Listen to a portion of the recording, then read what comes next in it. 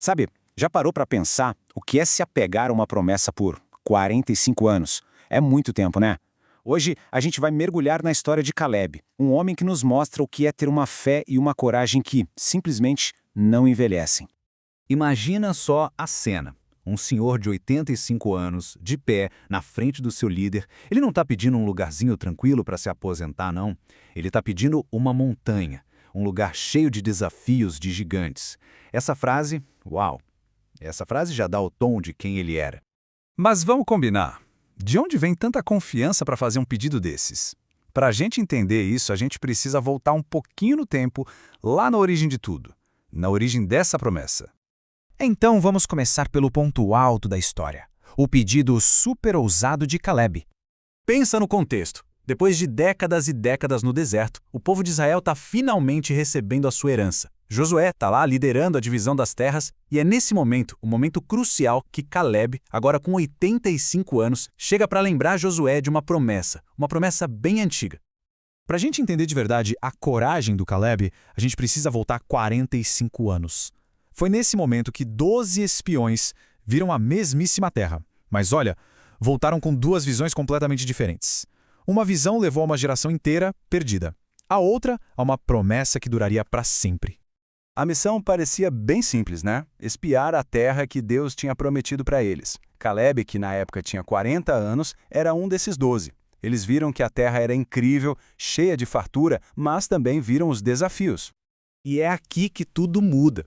10 dos espiões voltaram morrendo de medo. Falavam de gigantes, de cidades que eram impossíveis de conquistar. Mas aí, Caleb e Josué, que viram a mesma coisa, chegam e falam com toda a fé. A gente é totalmente capaz de conquistar. A confiança deles não estava neles mesmos, sabe? Estava na promessa de Deus. E essas duas maneiras de ver a situação levaram dois destinos bem diferentes. A falta de fé do povo resultou em 40 anos vagando pelo deserto. Já a fé do Caleb, essa rendeu a ele uma promessa pessoal, vinda direto de Deus. E olha só isso, é o próprio Deus falando sobre o Caleb.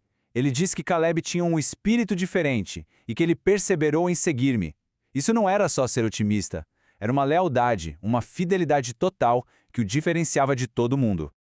Essa palavra perseverança é a marca registrada do Caleb. É o que define ele. Foi essa qualidade de se manter firme na promessa, mesmo quando tudo parecia perdido, que garantiu o futuro dele. É a chave de tudo. E para não ter dúvida, a promessa foi selada 2 vezes. Não só Deus fez a promessa, como Moisés, o líder deles, também confirmou com o juramento.